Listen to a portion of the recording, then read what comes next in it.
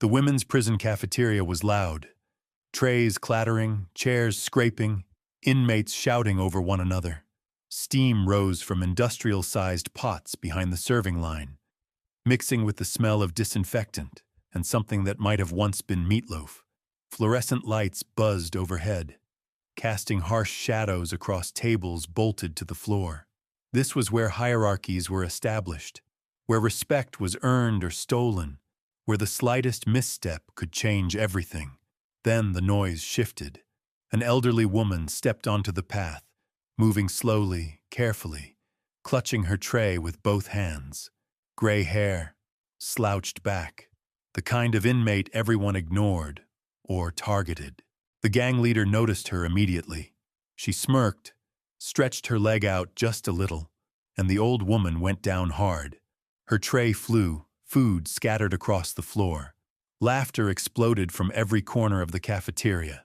"Watch your feet, Grandma," the gang leader sneered. "This isn't a retirement home."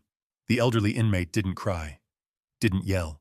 She stayed on the ground for a moment longer than expected. Too long. Slowly, she placed her palms on the concrete. Not shaking. Not weak. Measured. A nearby guard frowned. Something about her posture felt wrong. The gang leader stepped closer, laughing louder now. "What's wrong? Need help getting up?" That's when the old woman finally lifted her head. Her eyes were calm, clear, focused. "I asked to be left alone," she said softly. "And I don't ask twice." The laughter faded, because in that instant, everyone felt it. The shift, the pressure, the quiet warning that came before violence. No one in that yard knew it yet, but the woman they just humiliated wasn't fragile. She wasn't helpless. She was a retired kung fu instructor. And the next few seconds were about to teach the entire prison why age does not mean weakness. Stay with me until the end, because what this elderly woman does next will make even the prison gang leader regret ever lifting her foot. Before we begin, don't forget to like this video, hit subscribe, and comment where you're watching from. Now, let's get into it. The cafeteria had been running the same way for years. The same unspoken rules governed every meal, every interaction, every breath taken within those cinder block walls. Inmates learned quickly where they belonged in the pecking order. Some earned their place through violence, others through connections. Most simply accepted whatever position they were assigned and tried to survive. Margaret Chen had arrived 3 days earlier. 72 years old, convicted of tax evasion, sentenced to 18 months in minimum security. Her paperwork showed a clean record. No prior arrests, no gang affiliations, just another white-collar criminal who got caught cooking the books for her small accounting firm. The kind of inmate who would serve her time quietly and disappear back into society without causing trouble. At least, that's what her file said. The gang leader who tripped her was named Tanya Rodriguez. She ran a crew of 12 women who controlled the drug trade, the gambling, and most importantly, the fear that kept order in their favor. Tanya had been inside for 6 years, serving a 15-year sentence for armed robbery. She had thick arms covered in tattoos, scars across her knuckles, and a reputation that preceded her into every room. When Tanya spoke, people listened. When she moved, people got out of her way. But Margaret Chen hadn't gotten out of the way fast enough. The cafeteria fell silent as Margaret remained on the floor, her hands pressed against the concrete in a position that seemed almost ceremonial. Her breathing was controlled, deliberate. The scattered food around her created a circle of chaos, but she sat at its center like the eye of a storm. Tanya's crew gathered behind her, sensing entertainment. They had seen this before. New inmates, especially older ones, needed to be broken in. It was nothing personal, just business. Fear was currency in prison, and establishing dominance early prevented bigger problems later. "You deaf, old lady?" Tanya called out, her voice echoing off the walls. "I said get up!" Margaret's fingers spread wider against the floor. Her shoulders shifted almost imperceptibly, settling into an alignment that looked wrong for someone her age. Too straight, too centered. The hunched posture she'd carried since arriving was melting away like a mask being removed. A guard named Officer Williams watched from across the room. He'd been working corrections for 15 years, had seen every type of inmate walk through those doors. Something about this situation felt off. The way Margaret held herself, the way she hadn't scrambled to collect her food or apologize. Most new inmates, especially elderly ones, either broke down crying or tried to laugh it off. Margaret was doing neither. She was waiting. The silence stretched longer than anyone expected. Other inmates stopped eating, stopped talking, stopped moving. The industrial fans overhead continued their steady hum, but even that seemed quieter now. Tension filled the air like smoke, thick and choking. Margaret finally spoke, her voice carrying further than it should have. In my culture, we believe that respect flows both ways. You give it, you receive it, you withhold it. She paused, her head still down. Well, then you learn why it matters. Tanya laughed, but the sound felt forced now. Your culture. Lady, this is prison culture. Only culture that matters in here. Margaret's hands shifted again. Her palms flattened completely against the concrete, and suddenly she wasn't just kneeling anymore. She was grounded, rooted, like a tree that had been bending in the wind but was finally ready to stand firm against the storm. I spent 40 years teaching discipline, Margaret said quietly. 40 years helping people understand the difference between strength and violence. 40 years believing that wisdom could prevent conflict. She lifted her head then, and Tanya took an involuntary step backward. Margaret's eyes weren't the cloudy, unfocused gaze of an elderly woman anymore. They were sharp, calculating, measuring. They were the eyes of someone who had seen real violence and chosen to walk away from it. Until now.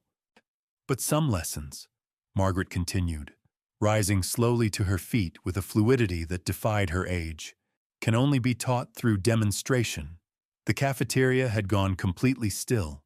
Even the kitchen staff had stopped working, sensing something building in the air. Officer Williams reached for his radio but didn't call for backup yet. He wanted to see where this was going. Tanya's crew exchanged glances. This wasn't how these things usually went. New inmates were supposed to stay down, accept their place, maybe throw a wild punch or two before getting subdued. They weren't supposed to stand up like they owned the room. Margaret straightened to her full height, which was taller than anyone had noticed before. Her shoulders squared, her spine aligned, her feet positioned in a stance that looked casual, but felt anything but random.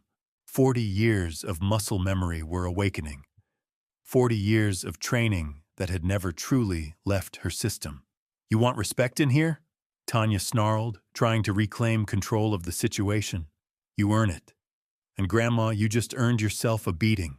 Margaret's response was so quiet that people had to strain to hear it. Child, she said, and the word carried more authority than any shout ever could. You have no idea what you've just started. The storm that had been building finally broke, and what happened next would be talked about in that prison for years to come. Tanya made the first move, lunging forward with the kind of wild aggression that had served her well in countless prison fights. Her fist came down hard and fast, aimed directly at Margaret's face. It was a brutal, practiced strike that had dropped bigger opponents than this frail old woman. Margaret wasn't there when it landed.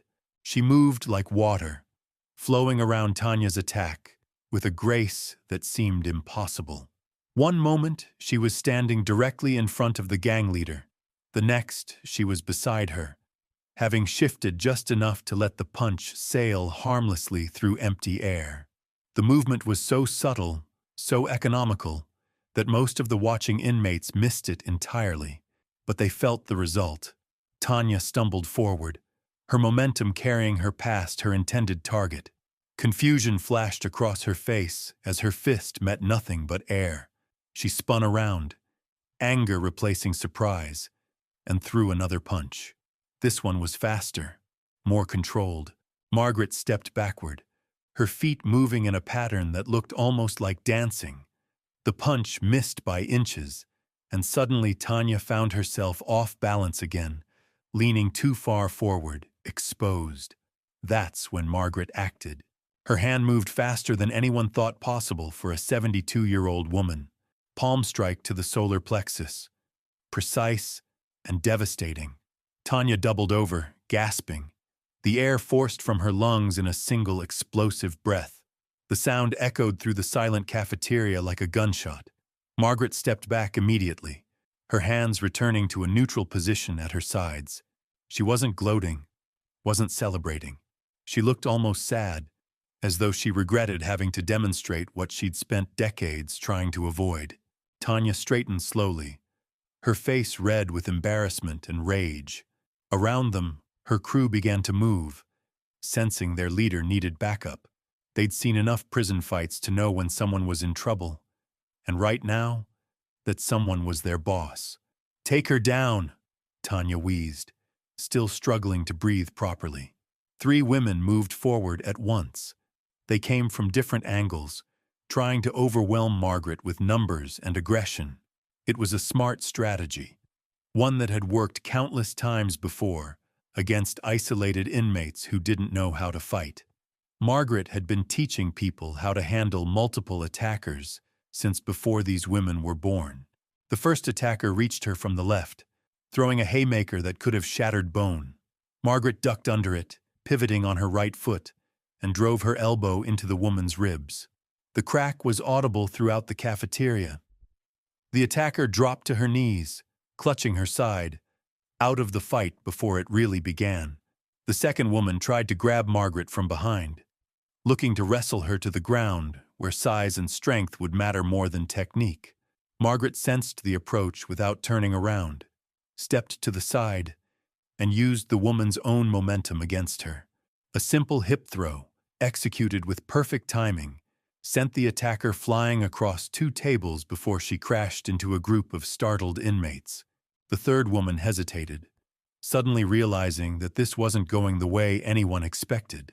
Margaret used that hesitation, closing the distance between them in 2 quick steps. A series of strikes followed, too fast for the watching crowd to count. Palm, elbow, knee. Each one landed exactly where it needed to, targeting pressure points and nerve clusters that Margaret had memorized decades ago. The woman collapsed, conscious but unable to move, her nervous system temporarily overwhelmed by the precise application of force. The entire exchange had taken less than 30 seconds. Officer Williams finally reached for his radio, but he hesitated before pressing the button. What was he supposed to report? An elderly inmate defending herself? 3 gang members starting a fight and losing badly? He'd never seen anything like this, and he wasn't sure the standard protocols covered it. Margaret stood in the center of the chaos, surrounded by groaning inmates and scattered food. Her breathing was steady, controlled. There wasn't a mark on her, not a hair out of place. She looked exactly like the quiet old woman who had walked into the cafeteria 15 minutes earlier, except for her eyes, those sharp, calculating eyes that missed nothing. Tanya stared at her from across the makeshift battlefield, trying to process what had just happened. Her crew was down, her reputation was in shambles, and the entire cafeteria was watching to see what she would do next. In prison, image was everything. Lose respect, and you lost power. Lose power, and you became prey. "Who are you?" Tanya asked, her voice barely above a whisper. Margaret considered the question for a long moment. Around them, the cafeteria remained frozen, as though everyone was holding their breath. Even the guards seemed reluctant to intervene, sensing that something important was being decided. "I told you," Margaret replied quietly. "I asked to be left alone. I spent my life teaching young people to find strength without violence, discipline without cruelty. I retired because I believed my fighting days were over." She paused, looking around at the faces watching her. Some showed fear, others respect. A few displayed something that might have been hope. "But retirement," Margaret continued, "doesn't mean you forget who you were. It just means you choose not to be that person unless absolutely necessary." She turned back to Tanya, And for the first time since entering the prison, Margaret Chen allowed her true self to show completely. Not the hunched, frightened old woman who had been processing through intake 3 days ago. Not the quiet accountant who had made a mistake with some numbers, but the master who had spent 4 decades perfecting the art of controlled violence, who had taught hundreds of students the difference between fighting and defending, who had walked away from more conflicts than most people ever faced. "My name is Margaret Chen," she said, her voice carrying to every corner of the silent room. "And I was a kung fu instructor for 40 years before I came here. I had hoped that part of my life was finished." The silence stretched longer, heavier than before. Then Tanya did something that surprised everyone, including herself.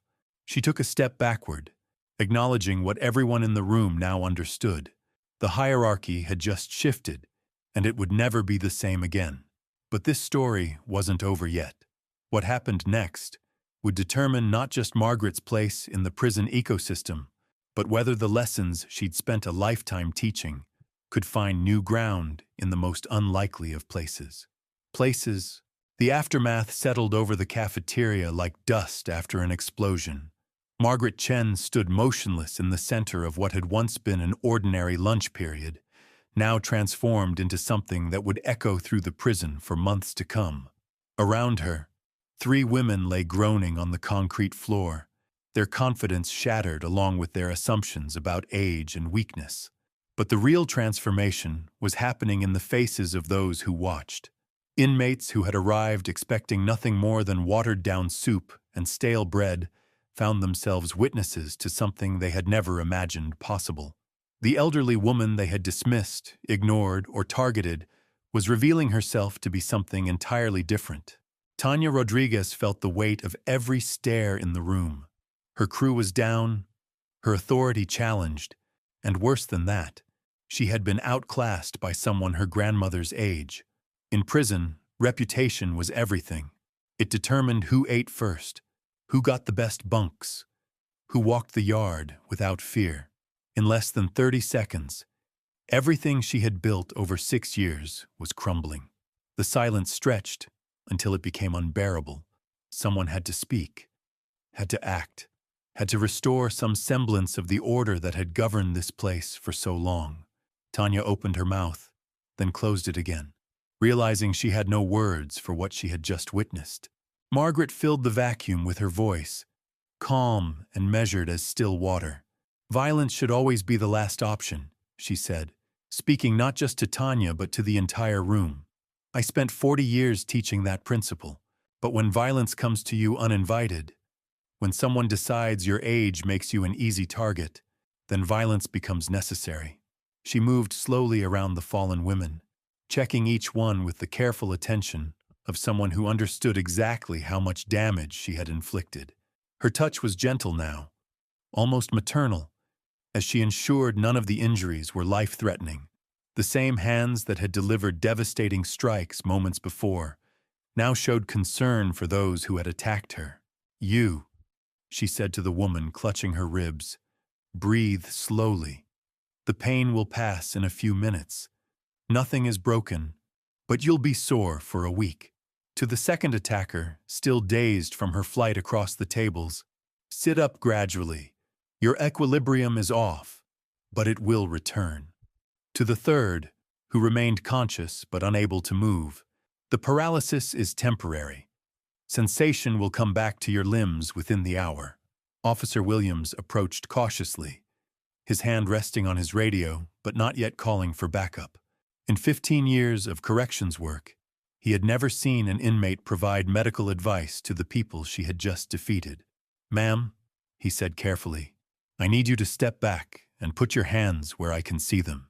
Margaret complied immediately, raising her hands in a gesture of surrender that somehow managed to convey authority rather than submission. "Of course, officer. I understand you have procedures to follow." The guard studied her face, searching for signs of the rage or adrenaline that usually followed prison fights. He found neither. Margaret looked exactly like what she was, a 72-year-old woman who had been forced to defend herself and was now concerned about the welfare of her attackers. "What happened here?" Williams asked, though he had witnessed most of it himself. "I was tripped while carrying my lunch," Margaret replied simply.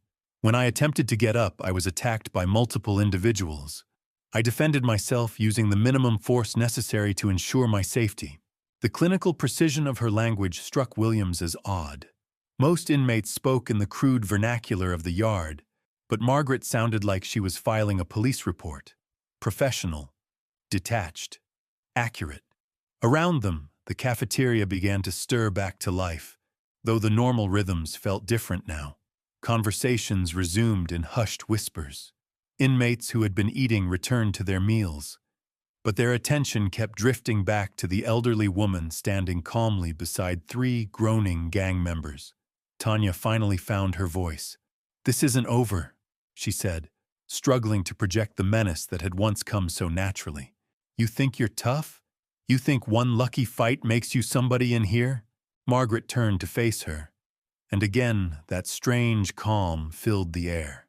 "Child," she said, and the word carried weight that silenced the room once more. "I don't think I'm tough. I know exactly what I am, what I was trained to be, and what I chose to leave behind. I came here hoping to serve my time quietly and return to my life. But if you force me to be what I used to be, then you'll learn why I spent 4 decades teaching people to avoid that path." The threat was delivered without heat, without anger, with the matter-of-fact tone of someone stating an obvious truth. It was more unsettling than any shouted challenge could have been. Officer Williams made a decision. "Chen, you're coming with me. Rodriguez, get your people to medical. Everyone else, back to your meals. Show's over." As Margaret walked beside the guard toward the exit, she paused near one of the newer inmates, a young woman named Sarah, who had been watching with wide eyes. "The key," Margaret said quietly, "is not to let them see you as prey.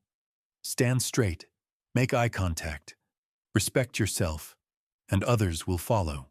The advice was given in passing, almost casually, but Sarah nodded as though she had received something precious. Around the cafeteria, other inmates were already straightening their postures, adjusting their stances, remembering what it felt like to carry themselves with dignity. Margaret's footsteps echoed down the corridor as Officer Williams escorted her away from the scene. Behind them, the cafeteria continued its transformation. Conversations that had been stifled by fear began to flow more freely. Inmates who had been hunched over their trays sat up straighter. The atmosphere itself seemed to expand, as though invisible walls had been pushed outward. In the administrative wing, Williams guided Margaret into a small interview room. The walls were painted institutional green, and a single table sat in the center with 2 plastic chairs. A camera mounted in the corner recorded everything, its red light blinking steadily. "Have a seat," Williams said, settling across from her. "I need to ask you some questions about what happened back there." Margaret sat gracefully, her hands folded in her lap. "Of course. I understand this must be documented." Williams pulled out a standard incident report form, then hesitated. The usual questions seemed inadequate for what he had witnessed. "Let's start with the basics. Can you tell me your background before you came here?" "I owned a small accounting firm," Margaret replied. "I also taught martial arts for 40 years at a studio in Chinatown. Kung Fu specifically. Traditional forms passed down through my family for generations." "And you never mentioned this during intake?" Margaret's smile was gentle but knowing. "Officer, when a 72-year-old woman is processed into minimum security for tax evasion, do you really think anyone would have believed me if I had mentioned my martial arts background? I thought it was irrelevant.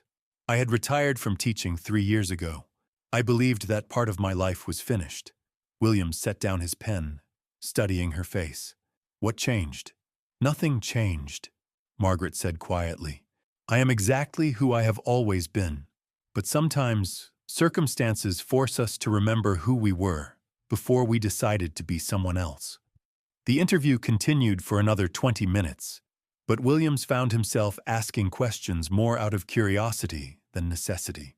Margaret answered each one with the same calm precision, neither boastful about her skills nor apologetic for using them. She spoke about her training, her philosophy, her hope that the incident would not be repeated. When they finished, Williams walked her back toward the general population area. As they moved through the corridors, he noticed something that hadn't been there before. Inmates they passed stood a little straighter when they saw Margaret. Not out of fear, but out of something that looked remarkably like respect. "Chen," Williams said as they reached the entrance to the housing unit. "Word of advice.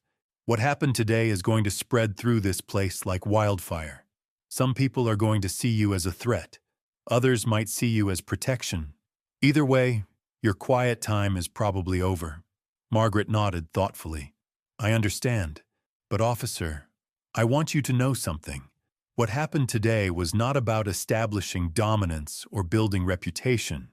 It was simply about refusing to be a victim.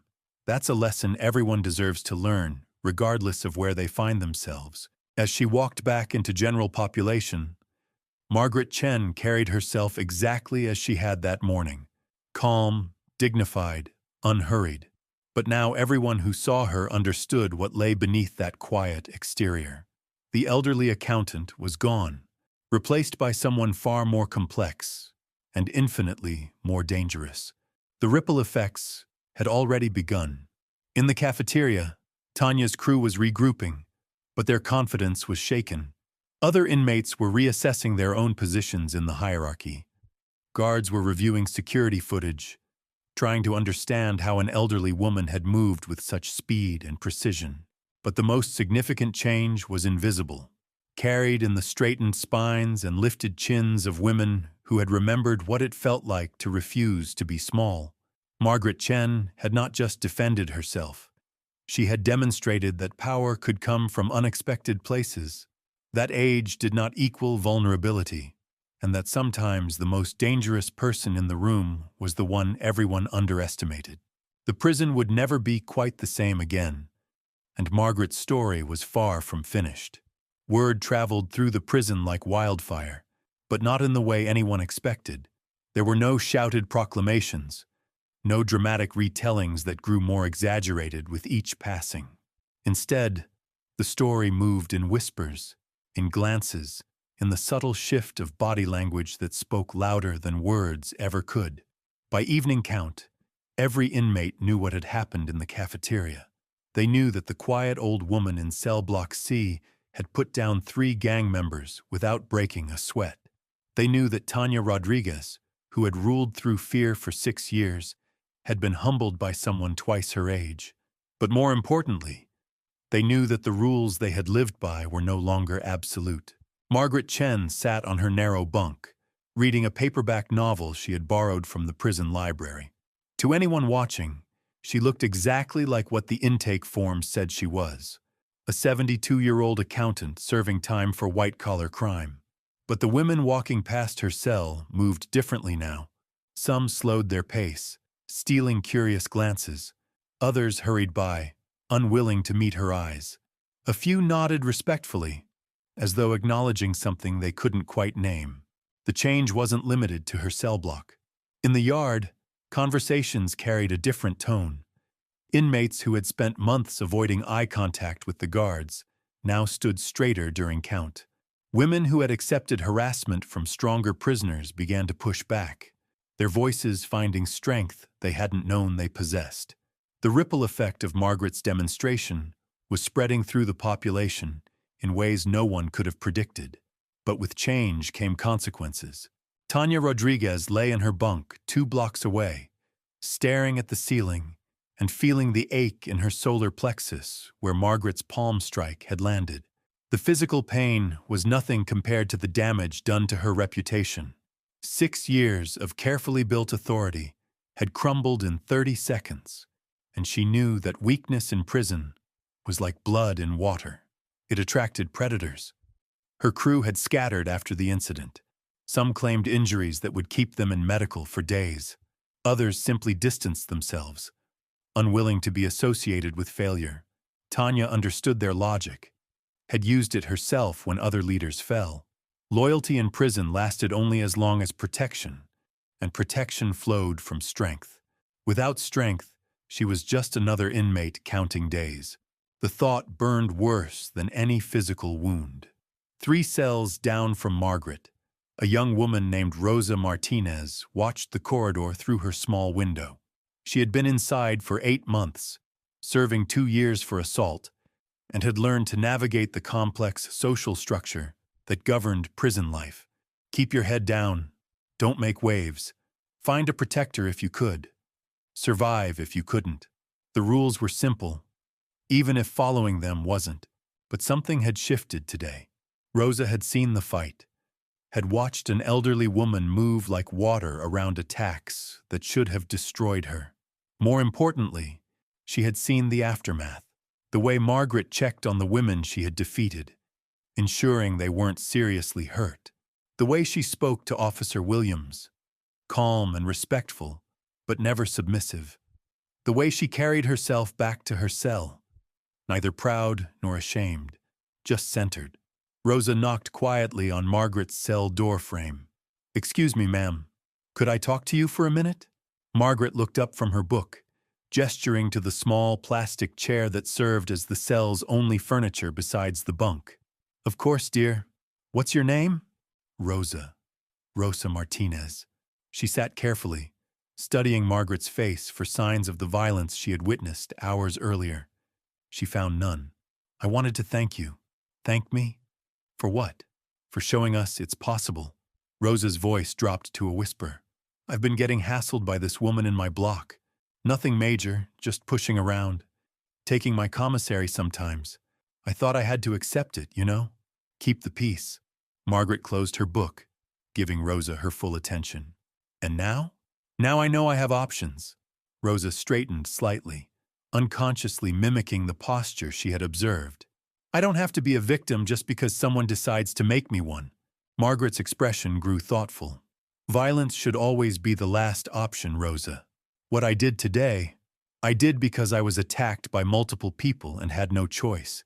But there are other ways to find strength." "Like what?" "Presence, confidence, knowing who you are regardless of where you find yourself." Margaret leaned forward slightly. "The way you carry yourself tells people how to treat you. Stand tall. Make eye contact. Speak clearly. Respect yourself first, and others will follow." Rosa nodded, absorbing the advice. Could you teach me? I don't mean fighting. I mean the other stuff. The confidence part." Margaret considered the request carefully. Teaching had been her life for 4 decades, but this environment was unlike any dojo she had ever known. Still, the principles remained the same. Discipline, respect, self-control. Perhaps they were needed here more than anywhere. "I could show you some basic posture and breathing exercises," Margaret said finally. "Mental discipline. Ways to center yourself when you feel afraid. But Rosa, you have to understand something. Real strength isn't about fighting. It's about knowing when not to fight, and having the confidence to walk that path even when others try to force you off it." Their conversation was interrupted by footsteps in the corridor. Heavy boots, moving with purpose. Officer Williams appeared at the cell door, his expression unreadable. "Chen, you need to come with me. Warden wants to see you." Margaret rose smoothly, nodding to Rosa. "Think about what we discussed, dear. Real change starts from within." As Margaret walked toward the warden's office, she left behind more than just a prison cafeteria where the hierarchy had shifted. She left behind a lesson that would echo through those walls long after her sentence ended. Sometimes the most dangerous person in the room is the one everyone underestimates. Sometimes strength comes wrapped in unexpected packages, and sometimes the quiet person sitting in the corner has lived a life that taught them when mercy ends and justice begins. Margaret Chen proved that respect isn't demanded through fear. It's earned through action. Her story reminds us that we should never judge someone by their appearance, because you never know what skills lie beneath the surface.